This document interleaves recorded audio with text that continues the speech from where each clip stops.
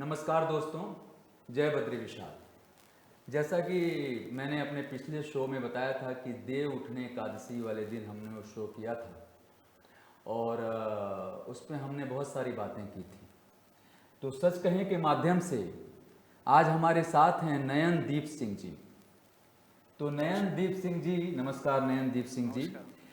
बहुत उम्दा एक्टर हैं, थिएटर करते हैं दिल्ली में, मुंबई भी थिएटर करने जाते हैं। इन्होंने बहुत अच्छी अच्छी फिल्में की हैं। LSD 2 में थे, एक इनकी अमेजन प्राइम पे कुछ बहुत अच्छी सीरीज है, एक कुछ कॉलेज डिटेक्टिव करके है। और इन्होंने एक अभी ट्रू स्टोरी पे भी कोई स्टोरी की है। तो सच कहने के माध्यम से हम इनसे बहुत सारी बातें करेंगे, क्योंकि नयन जी हमारा जो ये शो है वो सच कहें है, तो हम झूठ नहीं बोल सकते हैं यहाँ पे। और हम लोग यहाँ सच कहें में किसी पार्टी को प्रमोट नहीं करते या किसी भी इंडिविजुअल को प्रमोट नहीं करते। हम लोग दर्शकों के साथ सच की बात करते हैं, सच कहें। तो आप थोड़ा हमारे दर्शकों को बताइए अपने बारे में। जी बिल्कुल। तो ऐसा है कि मेरा जो जन्म हुआ था वो आगरा उत्तर प्रदेश में हुआ था जी। मेरे फादर आर्मी से रिटायर हैं जी। तो शुरुआत से ही मुझे एक्स्ट्रा करिकुलर एक्टिविटीज़ में ज़्यादा ध्यान था। ठीक है। मैं उसमें ज़्यादा जाता था। क्रिकेट खेलना, थिएटर करना, डांस करना, सिंगिंग करना, ये सब मुझे बचपन से ही बहुत अच्छा लगता था। ओके। तो स्कूल टाइम में मैंने थिएटर ज्वाइन किया, फिर कॉलेज में थिएटर ज्वाइन किया। लेकिन स्कूल और कॉलेज में जो थिएटर होता है वो इतना प्रोफेशनल नहीं होता है। जी। ठीक है, अच्छे से रिहर्सल इतनी अच्छी नहीं हो पाती जितनी प्रोफेशनली थिएटर में अगर आप करते हैं जाके। ठीक है। फिर मैंने कॉलेज पास आउट किया। मैं बरेली का रहने वाला हूँ। मैंने वहीं से ही अपनी इंजीनियरिंग कंप्लीट करी जी। और इंजीनियरिंग के साथ साथ मैं शाम के टाइम पे थिएटर करता था। आप भी इंजीनियर हैं? जी, बहुत ही बढ़िया। तो कौन से ट्रेड से हैं आप? मैंने मैकेनिकल से किया है। मैं भी मैकेनिकल इंजीनियर ही हूँ। तो बड़ी बात है। जी जी। अब पता ही इंजीनियर हर फील्ड में चला जाता है। इंजीनियर से बढ़िया कोई समझता नहीं है सिनेमा को। बिल्कुल बिल्कुल। ऐसा नहीं है, सभी लोग समझते हैं, बट जो इंजीनियर का समझने का जो लेवल होता है वो एक अलग लेवल से वो उसको सोचता है और उसको इम्प्लीमेंट करता है। बिल्कुल। इंजीनियर जो होता है वो टेक्निकली बहुत साउंड होता है, वो चीज़ें जल्दी पकड़ता है जी। इसलिए मुझे ऐसा लगता है कि इंजीनियर हर फील्ड में जा सकता है। जी जी। तो इंजीनियर भी हैं और भी लोग हैं, पर इंजीनियर थोड़ा टेक्निकली उसको समझता है, बहुत टेक्निकली साउंड होते हैं, वो बहुत जल्दी चीज़ों को कैच करते हैं जी। इसलिए आप देखिए इंजीनियर हर फील्ड में मिलेगा जी। सिनेमा में मिलेगा, क्रिकेटर भी होगा, अपने इंजीनियरिंग लाइन में भी होगा, हर कुछ कर सकता है। बैंकिंग में भी कई सारे इंजीनियर्स हैं। आजकल तो इतनी बेरोजगारी है कि मैं कह रहा हूँ कि बहुत सारे इंजीनियर्स ने वो जो स्वीपर की नौकरी है उसमें भी अप्लाई कर दिया। 4th क्लास वर्कर की जो नौकरी होती है उसमें भी अप्लाई किया इंजीनियर्स। बहुत दुखद है इस देश के लिए। क्या बोले, अब सारा जमाना डिजिटल होता जा रहा है, नौकरियां छिनती जा रही हैं, क्या बोल सकते हैं इसके बारे में। नहीं, बात सच कहने के माध्यम से मैं नयन भाई बताऊंगा कि बात डिजिटलाइजेशन की नहीं है और रोजगार की भी नहीं है। आज की देश के टाइम में अगर हम बात करें तो ट्रांसपेरेंसी जो है वो खत्म हो गई है। अभी कुछ कई जगहों पे आप देखेंगे तो जो परीक्षाएं होती थी पहले और उस जमाने में भी हुआ करती थी, उनमें एक ट्रांसपेरेंसी होता था। आजकल पेपर पहले लीक हो जाते हैं। अब वो पेपर लीक हो जाते हैं तो अपने लोगों को बिठाने के लिए कोई भी सरकार, मैं उत्तर प्रदेश से, आप भी आते हैं, मैं भी उत्तर प्रदेश से बॉर्न हुआ था और हम लोग इंजीनियर हैं, तो मैं इस पे बात करना चाहूँगा कि सरकारें आती रहेंगी और जाती रहेंगी, लेकिन जितना भी पहले की सरकार ने भी पेपर लीक का काम शुरुआत किया, आज भी पेपर लीक होते हैं। अच्छा, उनसे अगर पूछने जाओ तो वो ये कहते हैं कि जी पहले पकड़े नहीं जाते थे, आज पकड़े जाते हैं। अरे भाई, कैसे नहीं पकड़े जाते थे? बिल्कुल पकड़े तभी भी जाते थे और पकड़े आज भी जाते हैं। आप अगर कुछ भी गलत कर दो तो नहीं पकड़े जाओगे, ऐसा हो नहीं सकता। तो बहरहाल हम मुद्दे पे आते हैं, तो बताइए। हाँ, तो मैंने इंजीनियरिंग कंप्लीट करने के बाद इंजीनियरिंग में मैंने थिएटर ज्वाइन किया था जी। तो मुझे ऐसा लगा कि यहाँ पे मैं अच्छे से थिएटर कर नहीं पा रहा हूँ। मैंने इंजीनियरिंग कंप्लीट करी, फिर मैंने जॉब करी 1 साल। 1 साल जॉब करने के साथ मैंने पैसों को इकट्ठा किया, जोड़ा। मैं घर से नहीं लेना चाहता था क्योंकि घर वालों ने इतना खर्च कर दिया इंजीनियरिंग पे, स्कूलिंग में, तो मैं चाहता था ये चीज़ मैं अपने दम पे करूँ। तो मैंने नोएडा में जॉब करी 1 साल, वहाँ से मैंने अमाउंट इकट्ठा किया और वही अमाउंट मैंने थिएटर ज्वाइन करने में लगाया। थिएटर ज्वाइन किया, उसमें फ़ीस सबमिट करी, मैंने 1 साल तक बहुत अच्छा थिएटर किया, बहुत अच्छा। फिर पैसे ख़त्म हो गए, अब क्या करें अब घर वालों को भी ताने सुनने को मिले कि वहाँ चला गया करने, क्या करने जा रहा है, ना पैसे हैं ना कुछ हैं। फिर मैंने रात की जॉब ज्वाइन करी, नाइट शिफ्ट की जॉब ज्वाइन करी और थिएटर किया दिन में। तो मेरी ऐसी ही जर्नी 2014 से लगातार मैं ऐसे ही करता आ रहा हूँ। फिलहाल अभी जो मैं थिएटर कर रहा हूँ, अभी मैं बिना जॉब के थिएटर कर रहा हूँ। अब मैं इतना स्टेबल हो चुका हूँ कि मैं अपनी फिल्मों से भी पैसे मुझे कमाने को मिल जाते हैं, मैं थिएटर शोज़ करने जाता हूँ, उसमें भी पैसे मिल जाते हैं। बड़ी बात है। मुझे ऐसा लगता है किसी भी चीज़ को करने के लिए आपको एक्सपीरियंस बहुत ज़रूरी है, बहुत ज़रूरी है। शुरुआत में आपको पैसे नहीं मिलेंगे, चाहे थिएटर हो चाहे फिल्म हो, कुछ भी हो। आप जैसे जैसे काम करते जाएंगे वैसे वैसे आपके पैसे बढ़ते जाएंगे, आपको पैसे, आपकी वैल्यू बढ़ती जाएगी। नहीं, बिल्कुल सही बात है नयन जी, मैं आपकी इस बात से सहमत हूँ। होता क्या है कि जो मैं इस इंडस्ट्री में 2018 से हूँ और एक मैकेनिकल इंजीनियर होने के साथ साथ मैंने जब प्रोसेस में घुसना चालू किया, मारवा से मैंने भी आप ही की तरह एक एक्टिंग कोर्स किया, writer, director, actor, producer, editor. तो मुझे ऐसा लगा कि आप एक कलाकार 99% दिल से प्योर होना चाहिए। बिल्कुल। अगर वो प्योर नहीं होता और उसके प्रति उसका समर्पण नहीं होता तो वो उसके फेस से और उसके सिनेमा से वो दिखने लगता है। बिल्कुल। जैसा मैं हमेशा खिलाफत तो नहीं बोल सकता, लेकिन मैं ऐसा मानता हूँ कि स्क्रीन पे आप रोमांस को किस करने से ज़्यादा कि अभी आते ही गाना शुरू होते ही किस देना शुरू हो जाते हैं करने, और उसमें कुछ ऐसी कंपनियां हैं कि उनको लगता है कि ये सब काम करेंगे तो इनके व्यूज ज़्यादा बढ़ेंगे, और एक्चुअली में बढ़ते हैं। लेकिन मैं शायद एक अलग तरीके का मेकर बनना चाहता था। मैंने हमेशा इस चीज़ को डिनाई किया और मैंने कहा कि मैं देखता हूं कि वो सिनेमा कहाँ चला गया, मनोज कुमार जी वाला। वो सिनेमा वापस लेकर के आना है हमको राय क्रिएटिव प्रोडक्शन के जरिए। तो सच कहें, हम आपको बताएं, मैंने बोला कि मैं कभी भी पर्दे पे, हालांकि कई बार ऐसी सिचुएशन आई और मैंने अपने आप को मना करके, और उससे हम लोग अलग हो गए, शायद प्रकृति ने हमें अलग कर दिया, तो हम उस सीन को और भी बेहतर कर पाए, शायद, मुझे ऐसा लगता है। तो रोमांस जो होता है ना नयन जी, वो आंखों में होता है। आप आंखों के जरिए उसको बहुत खूबसूरती से दर्शा सकते हैं विदाउट एनी शो ऑफ। तो मेरा ऐसा मानना है, हमारे दर्शक डिसाइड करेंगे कि कौन सही है कौन गलत है। अब सही गलत का फैसला तो हम नहीं कह सकते, क्योंकि हम कहते हैं कि धारा के साथ जो बह रहा है वही विनर होता है, लेकिन ऐसा कहा जाता है कि जो धारा के विपरीत चलता है सच्चा विनर तो वही होता है। डेफिनेटली थोड़ी परेशानियां आती हैं जब हम शुरुआत करते हैं, डिस्कशन करते हैं, तो थोड़ी बहुत परेशानियां जरूर आती हैं, लेकिन मुझे ऐसा लगता है अंजाम सच्चाई पे चलने वालों का हमेशा ही बेहतर होता है। ये सच कहें, मैंने शो इसीलिए स्टार्ट किया। तो मैं आपसे जानना चाहता हूं नयन जी कि आपने, क्योंकि थिएटर भी किया है और मैंने कभी थिएटर नहीं किया, और मैंने आपसे अभी बाहर रिक्वेस्ट भी किया था, तो और मैं कुछ चीज़ों का खुलासा नहीं करना चाहूँगा। हम दोनों ने आपस में साथ में भी काम किया है, किया है कुछ बड़ा काम किया है हमने, कुछ आने वाला है, आएगा, बिल्कुल आएगा, ऊपर वाले की दुआ रहेगी। तो हम लोगों ने सोचा है कि उसकी बातें नहीं करेंगे अभी, लेकिन वो निकल ही जाता है। तो मैंने आपसे रिक्वेस्ट किया कि हम लोग, मैं पर्सनली चाहता हूँ कि थिएटर करूँ, क्योंकि थिएटर में जब आप परफॉर्मेंस करते हैं, जैसे हमारा ये शो है, अनकट शो है, इसमें कोई कट नहीं होता, एक साथ हम शुरू करते हैं उसको फिनिश कर देते हैं। कई बार क्या होता है, जब आप दिल से बात करते हैं ना तो इमोशंस निकल के आते हैं। तो सिनेमा में, थिएटर में आप क्या बदलाव चाहेंगे? क्या यहाँ पे कोई नेपोटिज्म है? क्या यहाँ पे लोग, जैसे आपने मेरे साथ काम किया, मैं ऐसा हमेशा मानता हूँ, आपने शो भी कुछ देखे होंगे शायद, कि हमेशा नए लोगों को मौका मिलना चाहिए। तो आप क्या सोचते हैं इसके बारे में? देखिए, मैं यहाँ पे 2 जवाब देना चाहूँगा जी। मैं नेपोटिज्म और क्या बदलाव होना चाहिए, इस पे मैं बात में आता हूँ जी। मैं इससे पहले एक चीज़ और बताना चाहूँगा, जो आपने पूछा कि हर इंसान को कि थिएटर करना चाहिए।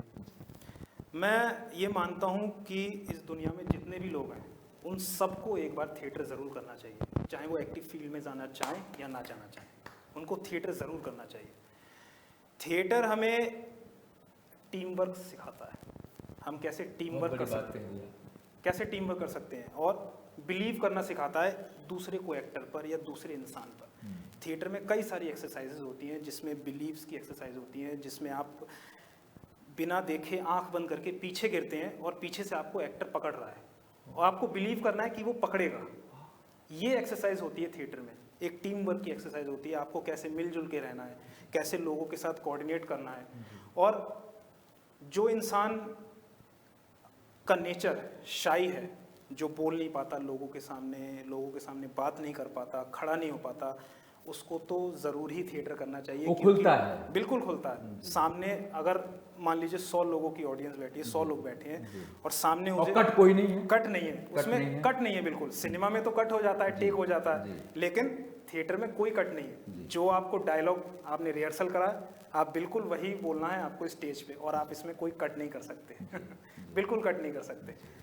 तो रही ये बात कि पूरी दुनिया में जितने भी लोग हैं सबको थिएटर करना चाहिए। और दूसरी बात, देखिए मेरे गुरुजी हैं अमूल सागरनाथ, मैं जिनसे प्रेरणा लेता हूँ, जिनसे मैंने पढ़ाई करी है थिएटर की, ब्लैक पल आर्ट्स थिएटर, वो मुझे एक चीज़ हमेशा बताते हैं, एक एक्टर को ना हमेशा न्यूट्रल होना चाहिए, एक खाली ग्लास की तरह। आप उसमें कुछ भी डाल दें वही आपके अंदर आता जाएगा। मतलब एक एक्टर के अंदर इमोशन लेस होना चाहिए। सबसे पहले तो वो न्यूट्रल होना चाहिए, उसके बाद उसके अंदर इमोशन डाले जा सकते हैं। आप समझ रहे हैं? जैसे मान लीजिए अगर किसी एक्टर के अंदर गुस्सा बहुत है, वो मतलब उसका नेचुरल बिहेवियर है कि वो गुस्सा बहुत करता है, और अगर आप उससे कहें कि आप रोमांस करिए, वो नहीं कर पाएगा। उसको सबसे पहले अपने अंदर का एंगर, अपने अंदर का गुस्सा हटाना पड़ेगा, मारना पड़ेगा, तब वो जाके रोमांस कर सकता है। हाँ, मैंने कई बार ये देखा है कि कुछ एक्टर इमोशन सीन बहुत अच्छे करते हैं। हमारे साथ भी कई साथियों ने काम किया, लेकिन जहाँ रोमांस की बात आती है वो थोड़े अनकंफर्टेबल से हो जाते हैं। वो इसीलिए होते हैं क्योंकि उन्होंने पहले से ही अपने अंदर एक ऐसा नेचर डाल रखा है कि वो उस नेचर को निकाल नहीं पा रहे हैं और दूसरा इमोशन ला नहीं पा रहे हैं, बदल नहीं पा रहे। ईगो एक आता है, कुछ भी हो सकता है। बिल्कुल, एक एक्टर को हमेशा न्यूट्रल रहना चाहिए, खाली ग्लास की तरह। आप उसमें पानी भरे, कुछ भी डालें, वो चीज़ उसके अंदर आ जाएगी। अब रही बात, आपने जैसा बोला कि अच्छे अच्छे एक्टरों को काम नहीं मिल पाता है बॉलीवुड में, ये बात सच है कि बहुत सारे ऐसे कलाकार बैठे हुए हैं जिनको अच्छा काम नहीं मिल पा रहा है। वो ऑडिशन तो देने जाते हैं, लेकिन उनका सिलेक्शन नहीं होता। कई बार ऐसा होता है कि उनका लुक नहीं जा रहा है, कई बार ऐसा होता है कि बैक डोर से कोई जैक लगा के आ जाता है और वो ज़्यादा होता है, और उसको रोल मिल जाता है, और ये ज़्यादा होता है। ऐसे अभी एक सीरीज देखी हमने, काफी अच्छे लोगों ने काम किया उसमें, बहुत अच्छी एक वेब सीरीज आई है अमेज़न प्राइम पर, नाम तो नहीं लेना चाहिए, नहीं, लेकिन जो लोग समझने वाले हैं वो समझ जाएंगे उसमें किसने अच्छा काम किया, किसने अच्छा काम किया है, किसने अच्छा काम नहीं किया, और कैसे उस इंसान को रोल मिला है, कैसे उस एक्टर को रोल मिला है, बिल्कुल समझ जाएंगे। तो ये है कि देखिए बॉलीवुड में ना पारदर्शिता बहुत ज़रूरी है। जो जेन्युइन अच्छा कलाकार है, जो टैलेंटेड है, आप उसको मौका दीजिए। आप सोचिए ना कि वो जो एक्टर है पीछे अपने क्या छोड़ के आया है, अपने घर वालों को छोड़ के आया है, कहाँ कहाँ उसने रह के थिएटर किया है, कैसे थिएटर किया है, बिना पैसों के थिएटर किया है। ऐसे कई सारे लोग हैं ब्रिजेश भाई दिल्ली में कि लोग थिएटर कर रहे हैं, उनके पास पैसे नहीं हैं, घर छोड़ कर आए हैं, और इसी उम्मीद से वो मुंबई जाते हैं कि हमें एक अच्छा काम मिलेगा, हम उससे पैसे कमाएंगे अपनी कला से। और कला से पैसे कमाना कोई बुरी बात नहीं है, कोई बुरी बात नहीं। जो लोग ये कहते हैं ना कि पैसों के लिए काम कर रहे हैं, जी बिल्कुल कर रहे हैं पैसों के लिए, अपनी कला से। तो वही है, वो मोटिव तो वही है, घर तो चलाना ही है ना। तो एक एक्टर है, एक्टर अगर अपने कला से पैसे कमा रहा है तो कोई बुरी बात नहीं है। और उस कला को तराशने का काम जो सामने कास्टिंग डायरेक्टर है उसको वो करता नहीं है, वो करते हैं। वो पहले ही जब लिस्ट आती है, मैंने तो देखा है सर, और कई बार हम लोग, आप तो दिल्ली से कर रहे हैं, मैं तो मुंबई में कई साल 4-5 साल गुजारे हैं, और मैं ऐसा मानता हूं कि पता नहीं ये बोलना चाहिए कि नहीं बोलना चाहिए, कि अगर आप में दम है तो आपको मौका तो मिलता है, और मौका सबको मिलता है। लेकिन वो कुछ लोग होते हैं जो अपने ही लोगों को सामने खड़ा कर देते हैं कि यही ऑप्शन है, चाहे वो डायलॉग ठीक से बोल पाता है कि नहीं बोल पाता है, मैं ये नहीं कहता कि कई बार हम प्रेशर में होते हैं, भूल जाते हैं डायलॉग्स को, वो एक बात अलग हो गई, लेकिन क्या वो व्यक्ति उस कैरेक्टर को डिजर्व करता है क्या? मैंने जब भी अपनी राय क्रिएटिव प्रोडक्शन में लिखने की शुरुआत की, तो सच मैं बता रहा हूँ नयन भाई, कि मैंने ये सोचा कि क्या ये किरदार मैं कर पाऊंगा क्या? तो जब मुझे लगा कि मैं कर पाऊंगा, तभी मैंने वो किरदार किया। क्योंकि अगर मैं डिजर्व नहीं करता किसी किरदार को और मैं प्रेजेंट भी कर रहा हूं उस फिल्म को, तो मुझे नहीं लगता, अगर मैं डिजर्व नहीं करता तो मुझे करना चाहिए। उसके साथ न्याय नहीं कर पाएंगे, न्याय नहीं कर पाऊंगा मैं। तो मैंने देखा कि हमारे इंडस्ट्री में बहुत सारे ऐसे लोग हैं कि सबको एक बड़ा स्टार ही चाहिए, बड़ा डायरेक्टर ही चाहिए। क्यों चाहिए भाई? क्या दूसरे लोगों में वो क्षमता नहीं है? लेकिन कहीं हम भी गलती कर जाते हैं as an actor, as an maker, as an director या writer, whatever we are doing, हम लोग कहीं गलती कर जाते हैं।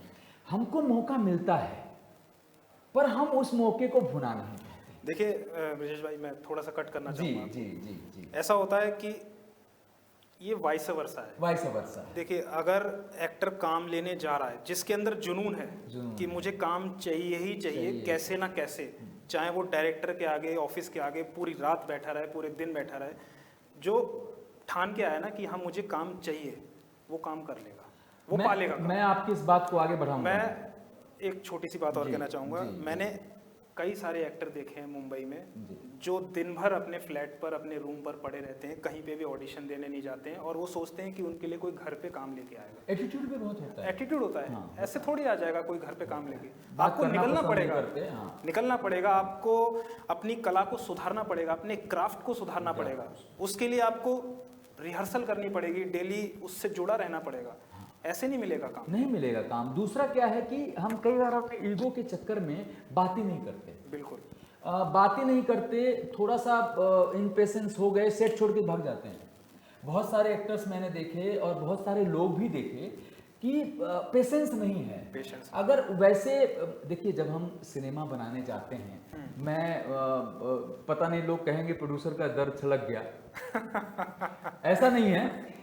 क्या होता है, अगर मैं किसी और की भी फिल्म पे काम करने जाऊंगा ना, तो मैं कभी उसको छोड़ के हटूंगा नहीं। मैं उसको पूरा काम उसका पूरा करूंगा, क्योंकि जब वो सिनेमा बन के, एक प्रोड्यूसर जब हिम्मत जुटाता है कि मैं इतनी बड़ा सिनेमा बनाने जा रहा हूं जिसमें 100-150 लोग रोज काम कर रहे हैं, रोज एक शादी हो रही है, और हमने तो अभी पिछली फिल्म बनाई है तो कुछ 50 दिन के आसपास, एक आध दिन प्लस माइनस हमने काम किया है, और फिल्म अभी भी बाकी है थोड़ी सी।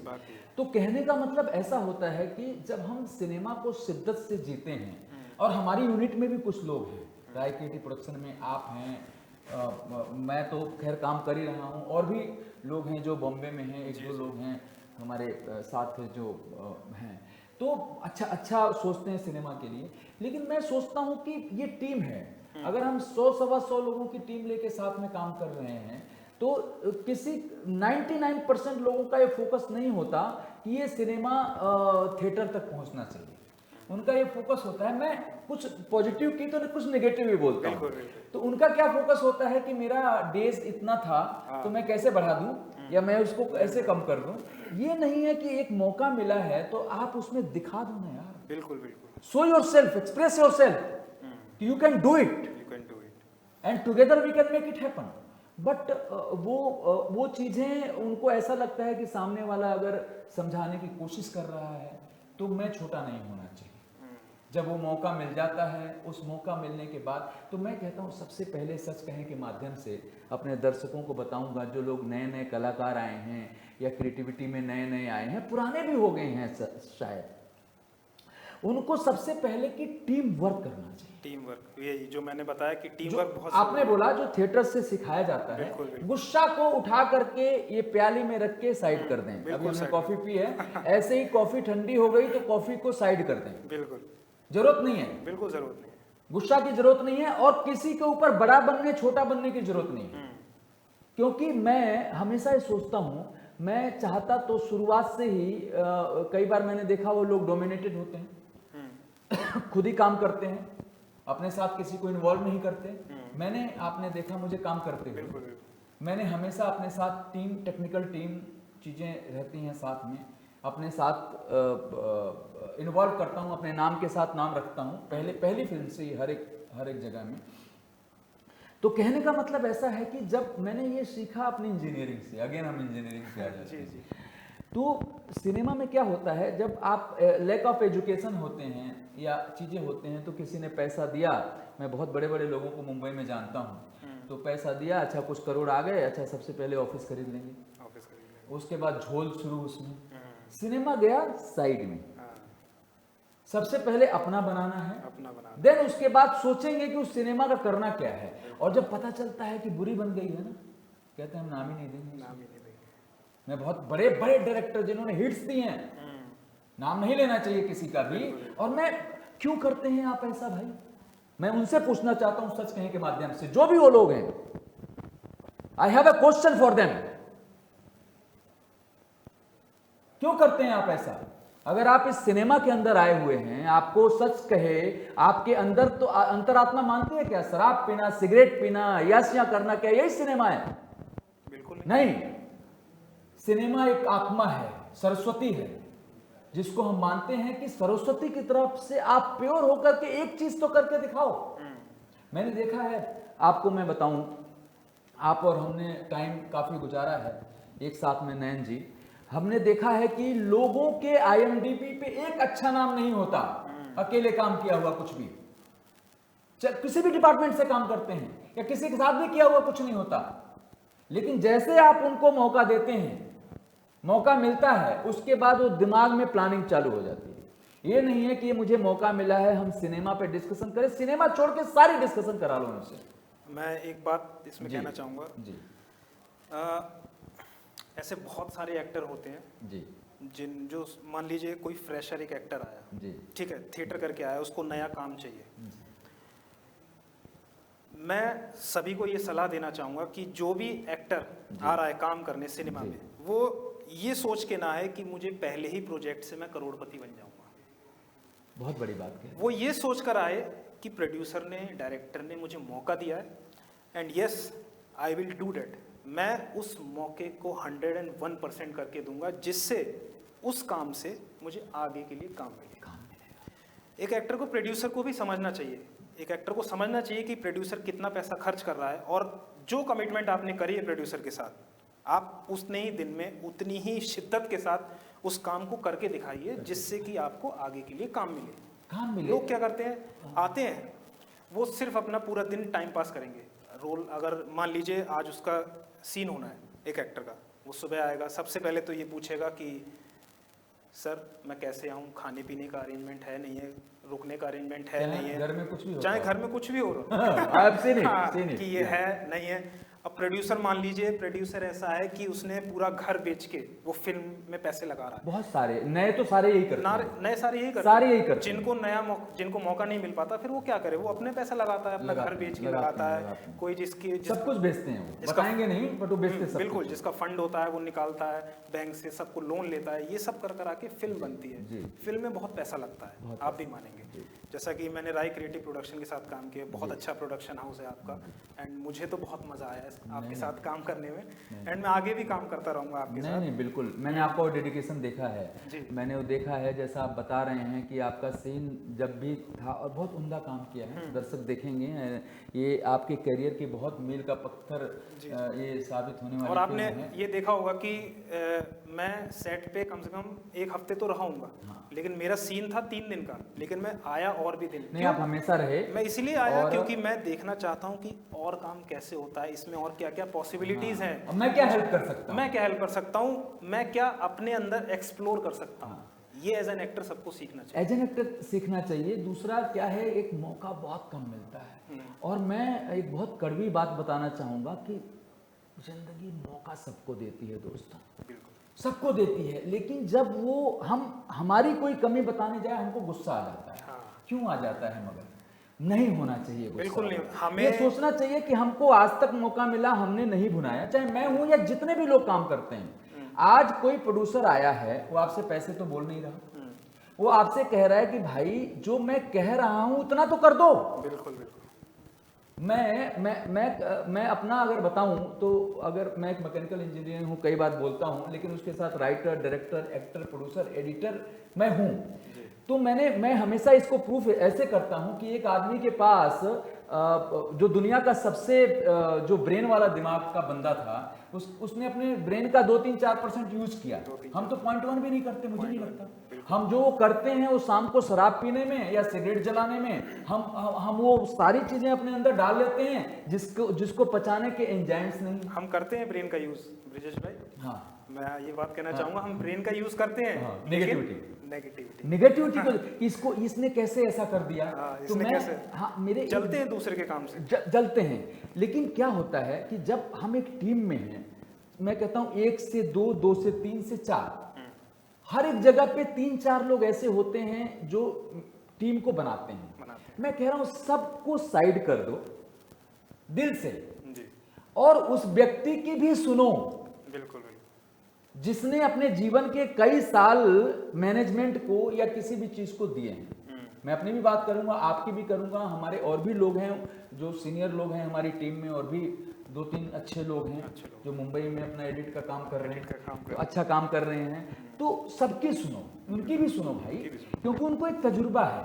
अब हम लोग कई बार, मैं हंसते हुए बोल देता हूँ, एक बार मैं शो कर रहा था या कोई चीज़ चल रही थी, मेरी फिल्म थी, तो कोई ले रहा था टेकिंग, तो मैंने कहा भाई ये काम क्यों नहीं करते तुम, ये जो गमला रखा हुआ है यहाँ पे लाइट लगी हुई है, यहाँ से लो ना, ड्राइव करते करते करते करते और चले जाओ वहाँ पे जहाँ पे वो खाना वाना कर रहे हैं, चूल्हे को लेते हुए। फ्रेम मेरे दिमाग में ऐसे आ गया।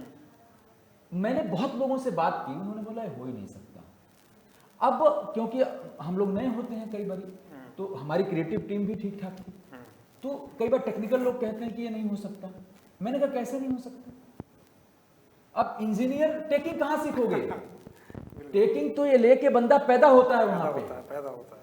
तो कई बार हम लोग डर के मारे बताते नहीं, इसको बुरा ना लग जाए। भाई प्रोड्यूसर भी साथ होता है, तो डरा होता है, लड़की का बाप ही होता है, भैया सबको हाथ जोड़ के चलता है, कहीं कोई जनाब गुस्सा ना हो जाए। तो बोला नहीं, 1-2 घंटे डिस्कशन हुआ, बोला नहीं सर हो जाएगा। ईगो क्या है मालूम है क्या? ईगो ये है कि मैं कहूंगा तो हो जाएगा, अगर मैंने कहा नहीं तो नहीं होगा। अरे यार प्रोड्यूसर का पैसा लगा है, वो बेचारा डरते डरते आपको बता रहा है यार ये चीजें ऐसे कर सकते हैं क्या, तो वो वहां पे हमको सुनना चाहिए। मैं सबकी सुनना चाहिए, चाहे जो कुछ भी बात बताता है। मैं एक किस्सा बताना चाहूंगा इसमें जी। मेरी एक वेब सीरीज है, डॉक्यू ड्रामा सीरीज है, लव किड्स जी। सलीम शबनम हत्याकांड जो अमरोहा में हुआ था जी। उसमें मैंने सलीम का किरदार किया है जी। तो उसका शूट चल रहा था फरीदाबाद में जी। तो उसमें एक सीन था, एक कोर्ट का सीन था, कोर्ट के अंदर जज का जो चैम्बर बना होता है वो सीन था। उसमें क्या था, पीछे अलमीरा लगी है, उसमें किताबें रखी हुई है।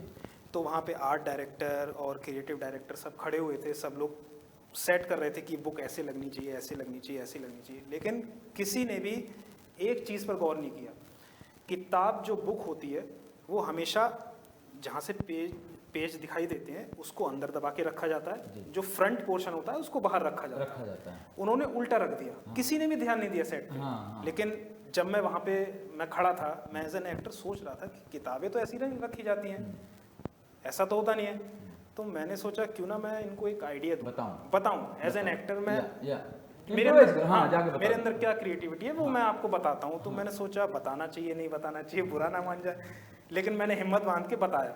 मैंने डायरेक्टर से कहा कि सर देखिए ऐसा ऐसा है, ऐसा होना चाहिए। अब डायरेक्टर को बहुत पसंद आया, बोले यार ये तो किसी ने ध्यान नहीं दिया। he should be happy। बहुत खुश हुए वो। बोले यार अच्छा हुआ आपने बता दिया, ये तो किसी ने ध्यान नहीं दिया।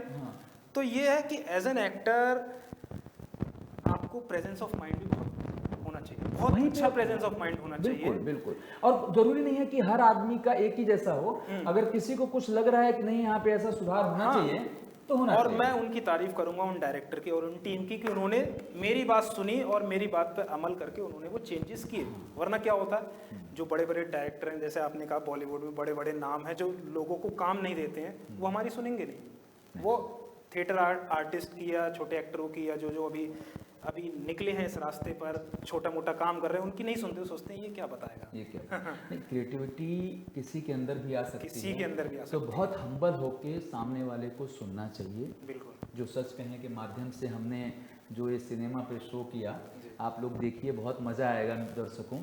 और इसका निचोड़ यही निकला कि जो प्रोड्यूसर्स हैं उनको नए लोगों को चांस देना चाहिए, और जब चांस लोगों को मिल जाए तो उनको भी डेडिकेटेड होकर के काम करना चाहिए। काम हम सब अपने लिए करते हैं, सिनेमा के लिए करते हैं, शायद इसीलिए हम लोग इस लाइन में आए हैं। बिल्कुल। तो अगली बार हम मिलेंगे किसी और गेस्ट से। नमस्कार। नमस्कार।